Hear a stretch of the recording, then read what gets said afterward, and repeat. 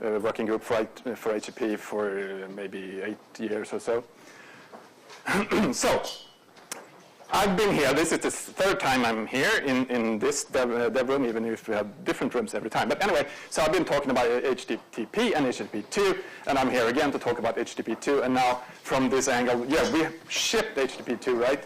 You all run HTTP2. How is HTTP2 doing, and did it really fulfill its promises? Did it work? Does it work? And where it doesn't work, what should we do about it? And just as a short recap then, HTTP over the web, or rather the web has changed in this way, you know. The number of objects have increased, the size of the data that we're getting from an average web page today has sort of, the development is going in that direction. Amount of data, amount of objects or requests, and they're all, not all, but a lot of them from the same domain. This is basically just facts about the web of today. A lot of objects, a lot of data, and a lot of those objects are on the same site. And we have this head of line blocking problem originally in HTTP 1. Then we need to stand in one of these lines. We have a limited number of lines. We don't know how fast the line is, you know, which line in the supermarket is the fastest, you know, which one is the trainee in the front, which is the slow customer ahead of you. You don't really know. We have that problem in HTTP. We have that in TCP. Sorry? I can speak louder. Yes, so the solution to that problem in HTTP 1 was this guy, HTTP 2 guy. So to fix the problems we had with head of line blocking and the number of objects, or make HTTP deal better with that large amount of objects, we introduced multiplex connections in HTTP 2, and basically then you can set a lot of separate logical streams over the same one physical stream. Yeah, and a large amount of them, which basically is 100 in basically every case. So when you want to send one image, the just-in train, that is sort of consisting of a number of frames, and you send another image which has also a number of frames, and you sort of frame. That's sort of, yeah, and they both go over the wire, same connection, different streams. And we'll come back to the just-in and IKEA train soon. And that means that when you're the client guy and the cloud over there, and you ask a question, because that's how HTTP works, right? You ask a question, the server sends it back. Ask and answer. But with HTTP 2, we don't need to wait for the answer before we can ask again. So we ask for a resource, we get it back. But instead of waiting for that resource to get back, we can ask for more resources. And that might, some resources might then be slow or not. It doesn't matter, because we can keep on asking. The responses can then be differently paced. They can be fast or slow. It doesn't matter. They're all over the same connection, and they can send data as soon as it has it. Much better usage of bandwidth and usage of TCP in general. So that is HTTP 2 in 3 minutes. Okay, we made it. The RFC 7540 was shipped in May 2015. So we're approaching 2 years since the official RFC. So how does it really turn out to work in the real world? Well, basically every server you can imagine now supports HTTP 2. If you just check some config item somewhere. And all the open source ones, all the really big commercial ones. So server side, great. Browser side, all the browsers really that people are using are supporting it. There's a tiny percentage of that aren't supporting it, but that's diminishing. And that taken together then, server support, client support. Of course, that doesn't mean that the entire world has switched to HTTP 2. But, we have this telemetry data in Firefox or at Mozilla that Firefox can collect if you opt into it, and then we can make some, we can see how Firefox is being used out in the wild among those who have opted in to this data collection, which I should just emphasize it's completely anonymous. We don't know which hosts, we don't know which users, but we can sort of get a hint by the amount of what is used. And we can see that HTTP2 is used in 30% of everything that is HTTP. And I would say that is a rather large share. And HTTP here is then all HTTP, that is HTTP and HTTPS. And as you might remember, we're only doing HTTP2 over HTTPS in Firefox and actually in all browsers. So it's actually perhaps more sensible than to see how big a share of HTTPS is HTTP2. And yeah, that's more than half. So I would say that, yeah, HTTP2 has taken on pretty good. And this is, of course, based on volume. Then you can deduce that, yeah, the major sites, the ones you're using the most, they are all using HTTP2. The Google, Facebook, Twitter, Instagram, blah, blah, all those big sites, they're using it. So by volume, that is way over half.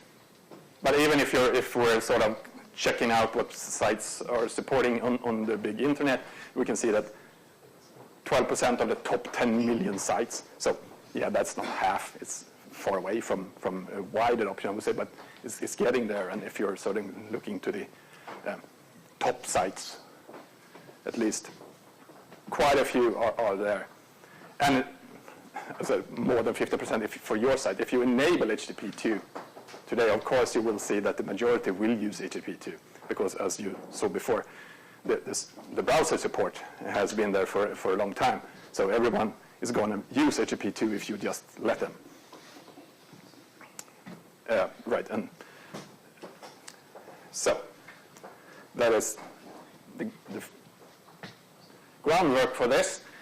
HTTP2 fixes header-line blocking by multiplexing connections over the same physical one, and is getting deployed. That's good, right? It makes things better.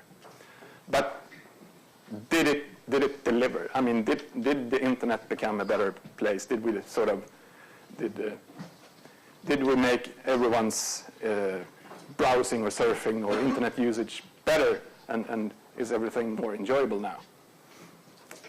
And of course, that is a tricky question to just answer to. But we can look at some metrics to see how HTTP2 is doing compared to HTTP1, looking sort of, if we look under the hood. And when we're looking under the hood, it's obvious that we can look at some of the more sort of remote corners of the internet where probably most of us in this room, we don't really visit these corners very often. But people in third world countries perhaps, or with really, really crappy wireless networks like different mobile internet networks and so on. If we're then focusing, this is sort of the average round-trip time for Firefox users that we're collecting again in the telemetry. So, and this is clients running on the mobile, clients running on desktop. And if we're focusing on these guys, this 95th percentile, they're really, really far away from their servers. They're almost a second in round-trip time. That's a second. I mean, that's a really, really long time. So, as I said, the HTTP protocol is a lot of back and forth. Every back and forth takes a second.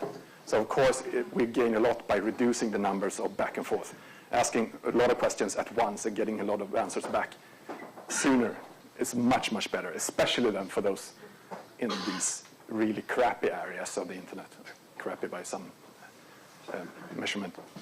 And we can also see with measuring other things then internally in the networking parts of Firefox, we have a queue for outgoing requests, basically outgoing HTTP requests.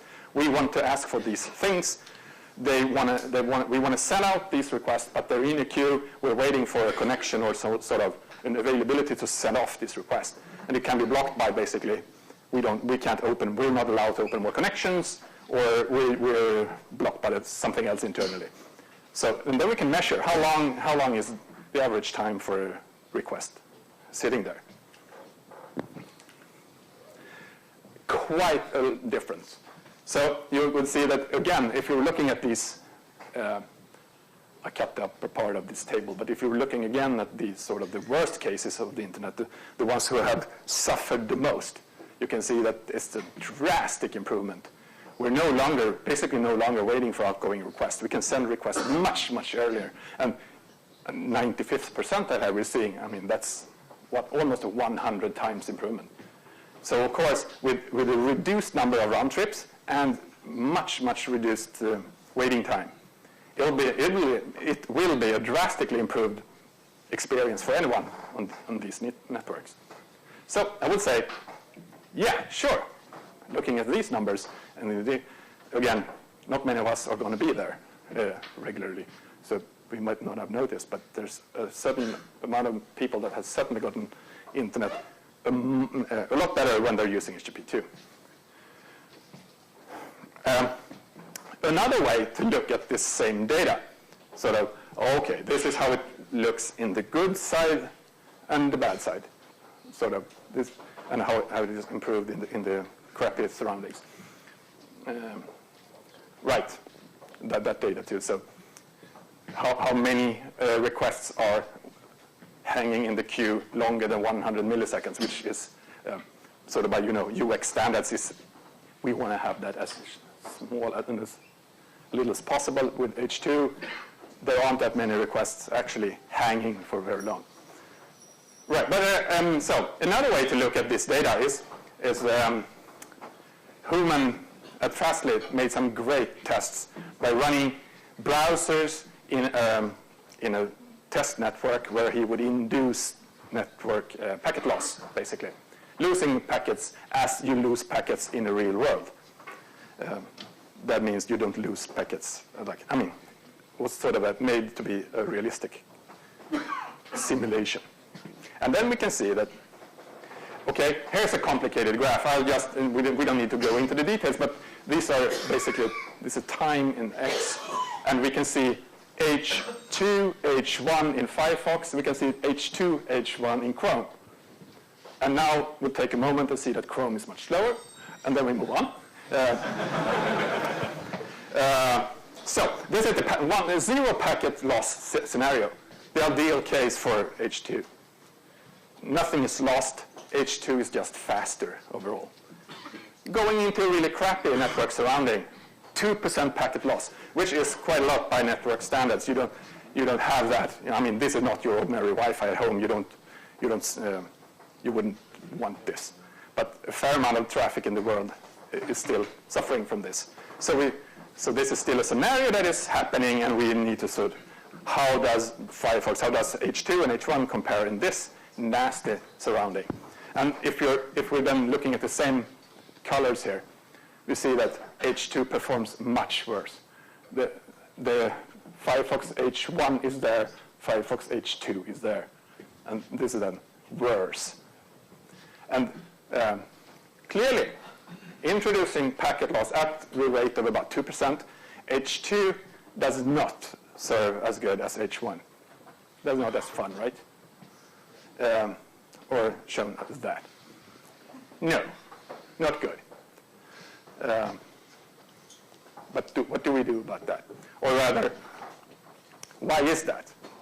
Why do we have that problem just because of some packet loss? We have one thing. We write HTTP2, everything over one connection. We have logical streams over one physical stream. One connection versus the previous H1, we had 6 connections. Having packet loss, there's a much bigger chance that one of the connections are actually sort of surviving when you get packet loss. So you have 6 times larger chance that your connection is going to survive without sort of waiting for a packet loss. While if you have one connection, one packet loss means everything is halted until we find the packet again. So that introduces a fun head-of-line blocking TCP level-wise. Lose one packet, everything is waiting. If you're getting 100 images from a website, you lose one packet, all the 100 images are waiting for that packet. Not ideal, right? So, TCP networking school class 1. we have an IP layer, we have a TCP layer, and we have TLS, and we speak H2, right? And the train, right? The Justin train and the IKEA train, they are sort of, on the different H2 frames sent over the network like this. We lose a packet, yeah. It just happens to be very unaligned with everything, so everything has to stop because everything is built on all of them have sort of being together in this. So we need to fix the TCP head-of-line blocking problem. We can't have 99 images unrelated blocked because one image single packet has been lost. So we introduce a non-blocking TCP TLS H2, right? Easy peasy. So we need independent packets then so that we can lose a packet and the rest can continue. And so they still need to be stream aware then, so we know that, okay, we lost one packet, but all the other ones that are related to other streams, they can continue. Just this stream is going to be halted, right? And then we need to sort of, but we need to resend that packet, right, like TCP style. But this could be introduced with a new protocol, like why have TCP then if TCP isn't good enough? And UDP, UDP doesn't really retransmit anything. So we could invent a new protocol, but no, we cannot, because that's the way the internet works today. We never introduce any protocols because we have so many crappy boxes everywhere that just says no. So that's been tried and tested many times before. There are many new protocols, but they have a really hard time to get deployed because there are so much crap on the internet blocking that. So and even then, even if we could fix TCP to do this, right? How's your Windows XP doing, right? And even if we would ignore those two-digit users on Windows XP percentage-wise, doing things in TCP is still kernel jobs, fast pace of the kernel development, TCP, right? Yeah. No, it will take ages to get anything into TCP too. So even if that's work too, and we should do that, but it takes a really long time. Introducing Quick. So this is basically all of that over UDP. And by doing that, we don't have any TCP or head-of-line blocking anymore. And of course, we need to sort of implement congestion control, and we can do it differently than TCP.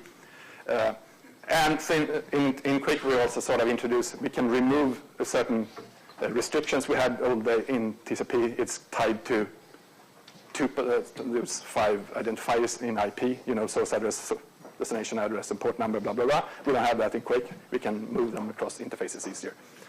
So basically, Google has done this.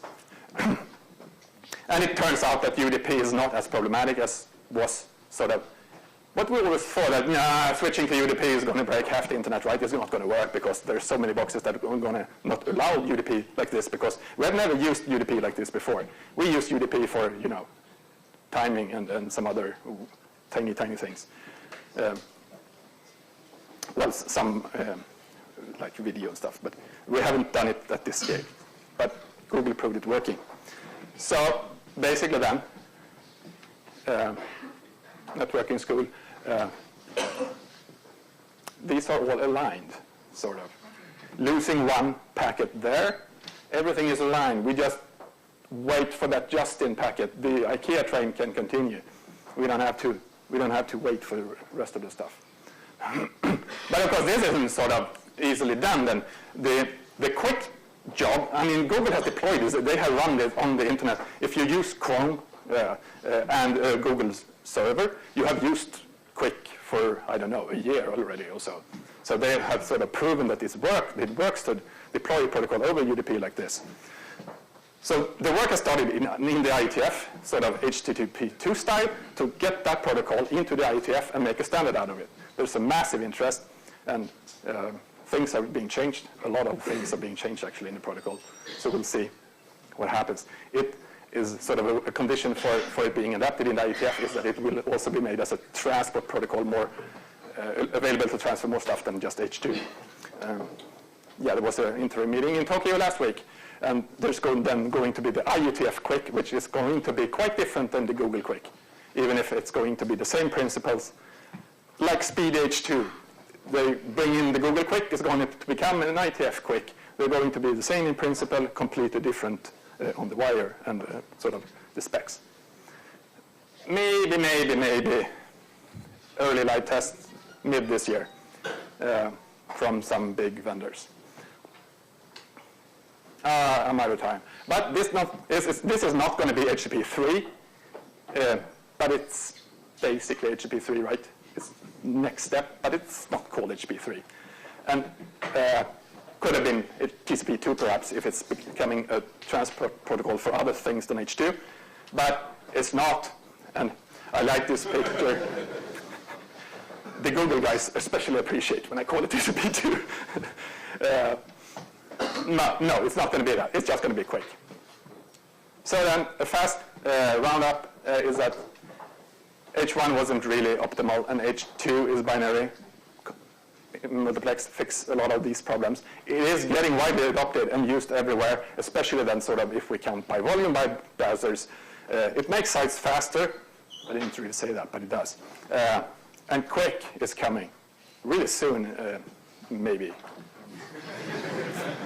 And basically H2 frames over UDP. That's the summary of everything you need to know. Thank you.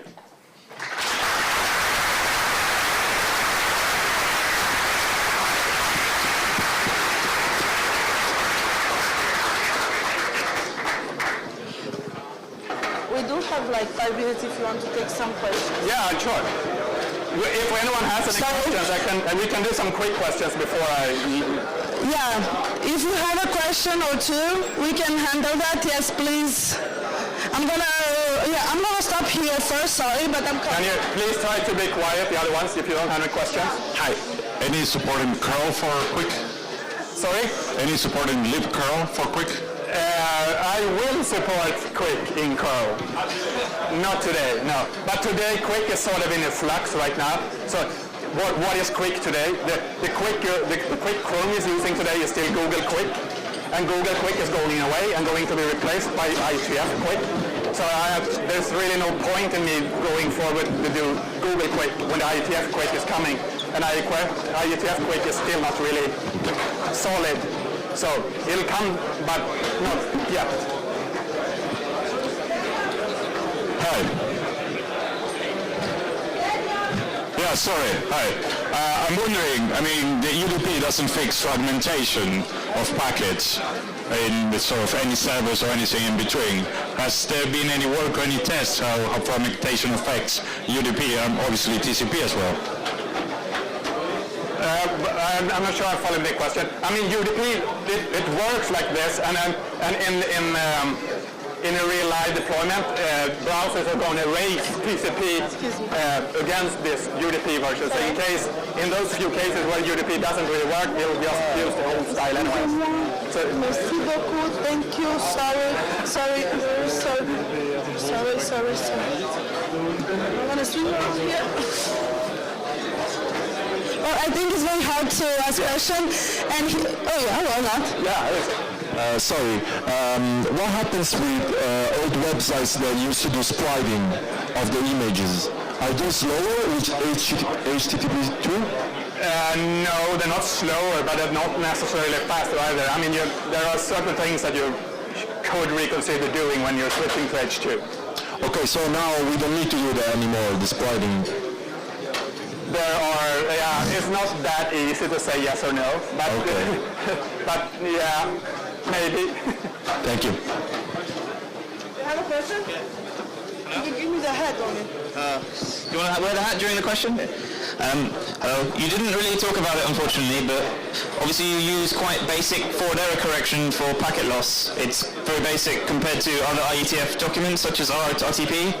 Do you know if there are any plans to use much more advanced error correction methods? What I think is that forward error correction is out. It's out completely now. Okay. Why is that? Because they did a lot of work on that within the Google effort before, and they sort of deemed that not sufficiently good to continue. So even on low or high latency links? That's interesting. Yeah, because the waste in bandwidth is really hard to make a trade-off. So I'm not the one to really answer the question about exact details there, but I know it's been sort of put to the side. Thank you.